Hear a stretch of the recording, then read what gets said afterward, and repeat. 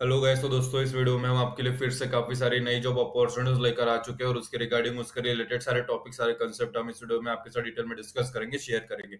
आगे बढ़ने से पहले मैं आप सभी का स्वागत करता हूँ हमारी इस करियर यूट्यूब चैनल पे। तो आज जितने भी जॉब रोल्स के रिगार्डिंग हम इस वीडियो में डिस्कस करने वाले हैं उसमें से जो सबसे पहली जॉब अपॉर्चुनिटी रहेगी वो रहेगी कॉग्निजेंट कंपनी की तरफ से।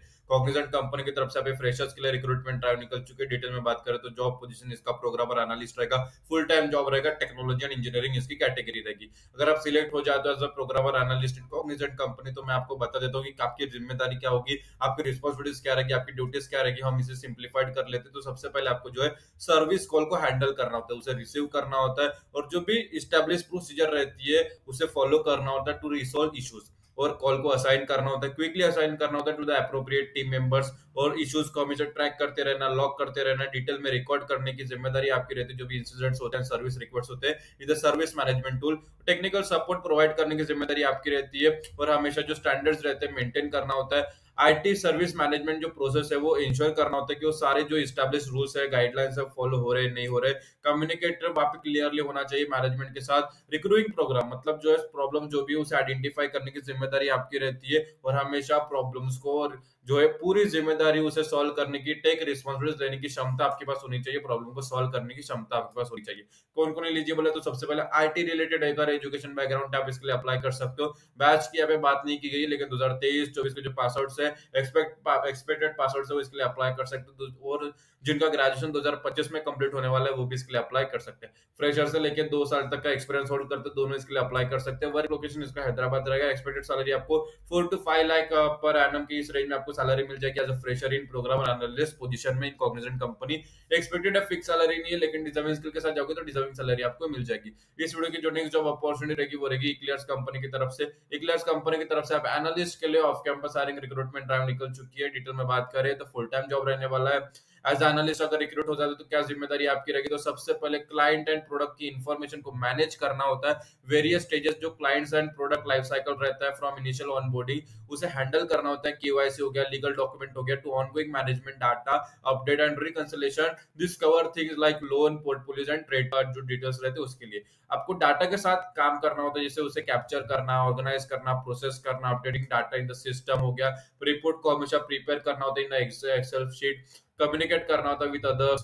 मैनेजिंग रिस्क मतलब जो भी स्केलेटिंग पोटेंशियल रिस्क वहां पे आइडेंटिफाई होते हैं उसे सॉल्व करने की क्षमता आपके पास होनी चाहिए। ट्रेडिंग सपोर्ट वहां पे ध्यान देना होता है। वेरियस ट्रेड रिलेटेड टास्क हो गया उसे हेल्प करने की जिम्मेदारी आपकी रहती है। ऑपरेशनल टास्क को सपोर्ट करना होता है, जैसे रेफरेंस डाटा हो गया, regulatory reporting like SDR, KYC and various reconciliation हो गया। और फाइनेंशियल प्रोडक्ट के बारे में सीखने की बात जो है जिम्मेदारी आपकी रहती है, इंक्लूडिंग स्टॉक, बॉन्ड्स, डेरिवेटिव्स हो गया, swaps, option, futures and commodities. कौन कौन एलिजिबल है? तो सबसे पहले स्किल्स एंड क्वालिफिकेशन की क्या रिक्वायरमेंट रहेगी? तो बैचलर डिग्री अगर आपके पास है, बीकॉम, बीबीए, बीबीएम, बीसी और master degree MCom, MBA, PGDM, आप इसके लिए अप्लाई कर सकते हो, आप इसके लिए एलिजिबल माने जाओगे। 0 to 2 ईयर का वर्क एक्सपीरियंस है, फ्रेशर से लेकर रिलेवेंट तक 2 अगर साल का एक्सपीरियंस होल्ड करते हैं तो आप इसके लिए अप्लाई कर सकते हो। फ्रेशर्स भी इसके लिए अप्लाई कर सकते हैं। आपके पास बेसिक नॉलेज होना चाहिए, फाइनेंस हो गया, trade life cycle, investment banking, derivatives के बारे में।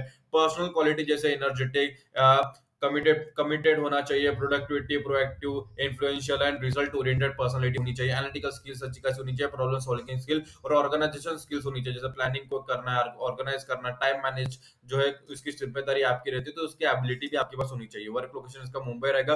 एक्सपेक्टेड सैलरी यहाँ पे 2 to 3 लाख पर एनम के बीच में आपको सैलरी मिल जाएगी। एक्सपेक्टेड फिक्स सैलरी नहीं है, लेकिन डिजर्विंग स्किल के साथ जाओगे तो डिजर्विंग सैलरी आपको मिल जाएगी। इस वीडियो की जो नेक्स्ट जॉब अपॉर्चुनिटी रहेगी वो रहेगी इमर्सन कंपनी की तरफ से। इमर्सन कंपनी की तरफ से यहाँ पे जूनियर इंजीनियर जॉब पोजीशन के लिए ऑफ कैंपस हायरिंग निकल चुकी है और जॉब रोल के लिए जो है off campus hiring recruitment drive निकल चुकी है। डिटेल में बात करें तो in customer service junior engineer position रहेगा।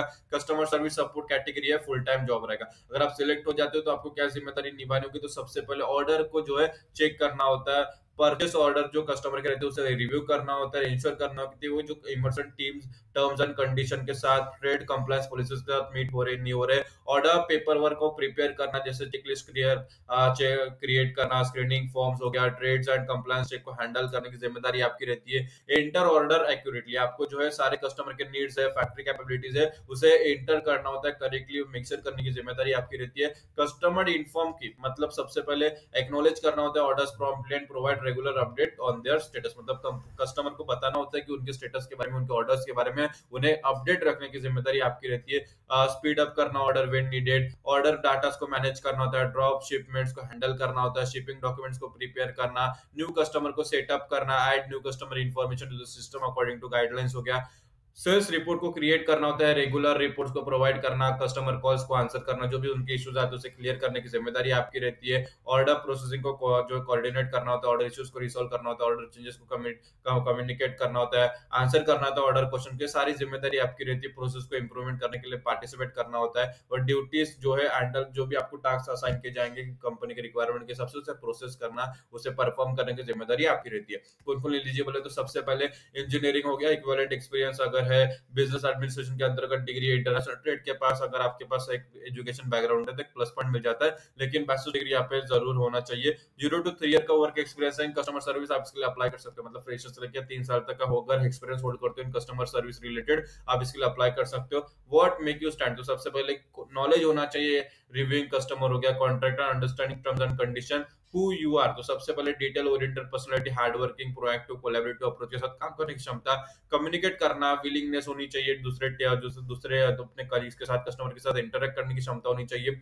वर्क अंडर प्रेशर में जो वर्क करने की मल्टीटास्किंग एबिलिटी होनी चाहिए, सॉल्विंग प्रॉब्लम, एनालाइजिंग प्रॉब्लम की क्षमता आपके पास होनी चाहिए, फोकस्ड ऑन कस्टमर सेटिस्फेक्शन पे ध्यान देना, और communicator in English written and spoken में अच्छी खासी पकड़ होनी चाहिए। वर्क लोकेशन इसका रहेगा चेन्नई। एक्सपेक्टेड सैलरी की बता दूं तो एवरेज सैलरी यहाँ पे junior engineer as in India 26,000 26,500 रुपए पर मंथ मिल जाती है। हाईएस्ट सैलरी जूनियर इंडियर यहाँ पे जो 43,000 है, और लोवेस्ट सैलरी यहाँ पे 18,000, तो इस रेंज में आपको सैलरी मिल जाती है। मतलब आप पकड़ के मान लो कि 3 से 4 लाख पर एनएम के पैकेज में आपको यहाँ पे जॉब मिल सकती है, अगर आप अच्छे डिजर्विंग के साथ जाओगे, तो डिजर्विंग नॉलेज के साथ जाते हो। तो इस वीडियो में हमने 3 जॉब रिगार्डिंग डिस्कस किया है, कॉग्निजेंट कंपनी की तरफ से, इक्लियर्स कंपनी की तरफ से, और तीसरा इमर्सन कंपनी की तरफ से। कैसे अप्लाई करना, तो तीनों की लिंक्स हमने इस वीडियो में डिस्क्रिप्शन में प्रोवाइड कर दी गई। अगर आपको करना है कॉग्निजेंट में अप्लाई, तो कैसे करना है एग्जाम्पल के तौर पर, तो कॉग्निजेंट के लिंक पर क्लिक करोगे तो कॉग्निजेंट का यहाँ पे पेज ओपन हो जाता है। एज इट इज इक्लियर पे क्लिक करोगे तो इक्लियर का पेज ओपन होगा, इमर्सन पे क्लिक करोगे तो इमर्सन का पेज ओपन होगा। कॉग्निजेंट के पेज आने के बाद यहाँ पे सारी चीजें पढ़ लेना, समझ लेना, फिर आप नीचे स्क्रॉल करना है, फिर आप देखो कि यहाँ पे अप्लाई लिंक है, वहां पर क्लिक करना है। जैसे आप उस पर क्लिक करोगे नया पेज हमारे सामने ओपन हो जाता है। प्रोग्रामर एनालिस्ट है, यहाँ पे अप्लाई नो का बटन है, वहां पर क्लिक करके अपना फॉर्म फिलअप कर देना। एज इट इज आपको कॉग्निजेंट में भी अप्लाई करना है, इक्लियर्स में भी अप्लाई करना, और इमर्सन में भी अप्लाई करना। अगर अप्लाई करते समय कुछ परेशानी आती है तो इस वीडियो के कमेंट सेक्शन में कमेंट कर देना, उसका जो सोल्यूशन आपको रिप्लाई कर देंगे, ताकि आपकी एप्लीकेशन सक्सेसफुली सबमिट हो जाए। तो आज की वीडियो में इतना ही, फिर मिलेंगे अगली वीडियो में फिर नई जॉब अपॉर्चुनिटीज के साथ। तब तक स्टे ट्यून, और वीडियो आप सभी ने पूरा देखा इसलिए आप सभी का तहे दिल से धन्यवाद।